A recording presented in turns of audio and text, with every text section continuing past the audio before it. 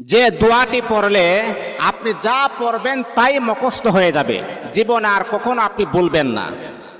আপনি যা পড়বেন তাই আপনার নলেজের ভিতরে ফিট হয়ে যাবে, আপনি কখনো বলার চেষ্টা করলে বলতে পারবেন না। ইমামে আজম রহমাতুল্লাহ আলাই বলেন, আমি যখন প্রায় সময় ম্যাক্সিমাম সময় যখন এই দোয়াটা যখন আমি পড়ি, আল্লাহ পাক রব্বুল আলামিন দোয়ার বদলতে আমাকে এমন ব্রেন, এমন শক্তি আর এমন ফখর আমার আল্লাহ দান করেছেন, আমি যা পড়ি একবার আমি বলতে পারি না। দোয়াটি হচ্ছে আল্লাহুম্মা ইন্না নাস্তাঈনুকা আলা তাআতিক। এই দোয়াটা পড়বেন।